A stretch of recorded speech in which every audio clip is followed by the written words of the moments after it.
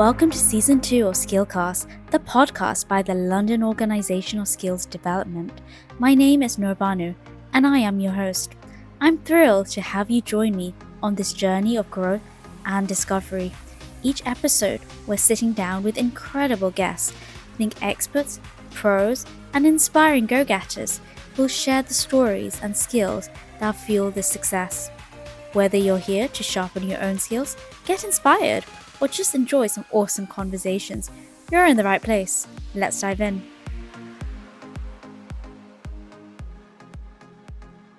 Welcome to Skillcast, Renetta. You're looking gorgeous today with lots of colours. I love your bluey turquoise hair. Look, I love it. Your colour just pops. You are so good for my self-esteem. Let me tell you, I will come back again and again to get all that. So go ahead and tell your story to our audience. Oh gosh, I have so many stories, but okay. So I am Dr. Renetta Weaver from Maryland in the United States. It's right outside of DC. And what I do there is I'm a social worker. I work from home and I see my clients over the computer or over the phone. But before that, I was working with the military and seeing clients in the office, and decided at the end of 2020, no more of that. I want to come home and do this work. So that's what I've been doing ever since. So how long ago was that? So at the end of 2020, I came home and decided to open up a private practice because, you know, in the pandemic, people weren't able to be outside of the office. We weren't able to do therapy the same way. So I had to find a new way to see them. And that was over the computer and then talking to them over the phone. And with artificial intelligence, it's made it even better. I forgot to say I'm an AI consultant now. Yeah, certified AI consultant now. And I did that in 2021, I believe. I can't remember. Time goes by so fast. But now, as an AI consultant, I'm able to talk to other people about how they can recreate themselves no matter what profession they're in. They can actually be more creative and get things done. I always say AI saves you time, saves you money, and 10X's your productivity. And that's what it's done for my clients and they love it.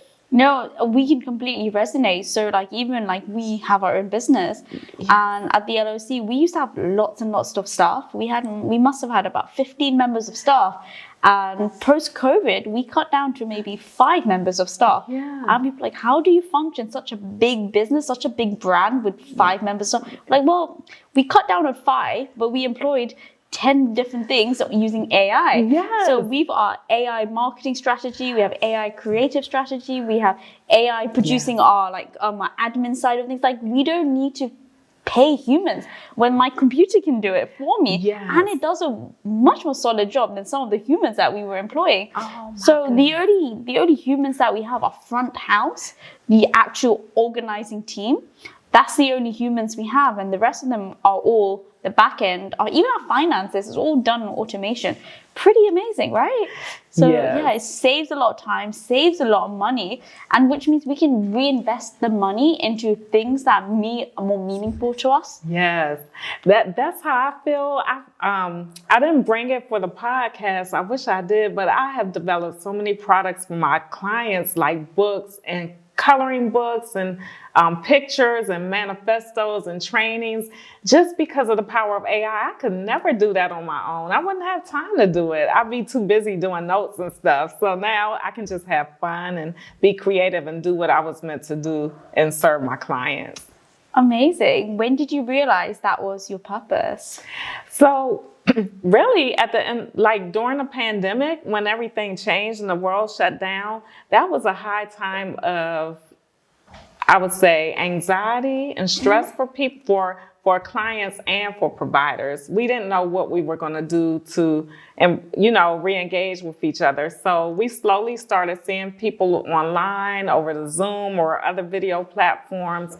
And then I still wanted to have a greater reach, but I couldn't serve everyone. So with the power of AI, I realized, hey, I can still serve people and they never have to show up in my office. So they could get my courses, my books, my products, and still get the healing they needed from me, but they didn't have to meet with me. And that's when I discovered, like, this is it. This is something I want to share with the world, that they can do the same thing in their business, no matter who they're serving or how they're serving. Like you said, that's what y'all use in your business to do repetitive tasks. Like, they can take all of that and do the same thing and save their energy to be more creative with the clients they serve. So what do you say to clients who are a little bit on the edge or skeptical about AI? Because there's a lot of people are sort of afraid, like, oh no, what if they mess it up? Oh, what if the automation goes wrong? Like, how do you deal with those sort of personalities? That's such a great question, because I just had that question earlier today. Someone said AI. I don't like AI. I'm scared of it. And a lot of my clients are afraid that AI will take their job. And I said, you're right. AI is going to take a lot of jobs, but AI is going to create a lot of jobs if you embrace it. And what I tell them is, you're so afraid of AI that you're going to be left behind. And the world is going to go ahead and go forward with AI. So my encouragement to you is to get in where you fit in. I'm not a math person. I don't do technology. So the back end of AI, I don't deal with. But that front end, that creative side where you can write books, draw pictures, write poems, do trainings, I tell them, just find something that can help you to do. And it doesn't have to take over you. It can just be your assistant and help bring out the best in you. So I'll give it an idea and I'll say, hey, Chat, what do you think about this idea? And it was like, well, you might want to try it like this. And so I look at what I gave it, and then I look at what it gave me back, and I'm like, you're right. I'm going to do it this way. So I always tell people, it doesn't have to steal your brain. You can put your brain in there and it just amplifies it. Amazing. So what do you say to people? So there are a lot of, I think I talk about repetitive roles and jobs, admin and stuff, that AI is now taken over. What can a human who's in the admin role do to ensure that they are continuing to upskill and make AI work for them, rather than think of it as like as a competitor? So that's such a good question too, because I used to have a virtual assistant, and I told her I wanted her to use AI to do my emails and marketing for me, some of the other things, and she would just put in what I gave her, generic stuff. It would give her back generic stuff. So she didn't know how to train it properly. She didn't know how to make it sound like me. And I ended up not working with her further, but I realized it was my mistake, because I didn't train my virtual assistant how to maximize AI so that when she was working with me, she could make sure it sounded like me. So what I would tell somebody who's in admin is to make sure that they know how to train these AI devices, so when they're working with someone, they can say, hey, I can make this sound like you in your voice, your tone, your style. I can make it, whatever words you would start with, like I say, listen a lot or so a lot, whatever words, whatever phrases I would use, I could train ChatGPT to sound like you, and no one would know that a machine wrote it. So that's how an admin can save their job, is to know how to train it and to tell whoever they're working for, like, I can make this really sound like you. So with someone who's completely relatively new to AI and they're a little bit in the old school, let's just say, what's the best way they can kind of get started? What is a beginner-friendly sort of way they can learn about AI? Most of the AI tools have a free account. So what they can do, the most basic thing a person can do is go to ChatGPT, and just use their free account and play around with it. Now, in ChatGPT, there's a way that you can upload personal things about yourself. Like I said, the words that you use most of the time, or your resume, things about your background, so that it knows a little bit about you. So once they train ChatGPT, then they can go in and ask it, write an email for me, write a story for me, write something for me, and just play around with it and let it spit back something, and they will be amazed at what it gives them back. So which AI tools would you recommend? I know you mentioned ChatGPT. What, any other ones that you like? Because there's so many on the market now. How do you pick the right one for the right task? So Gamma, Gamma, Gamma.ai is a must-have for anyone who likes to do trainings for anyone or likes to put together conferences, because you can just put a few sentences, a few words, not even a few sentences, a few words in Gamma and let it know what you want, and it will give you an entire presentation in less than a minute.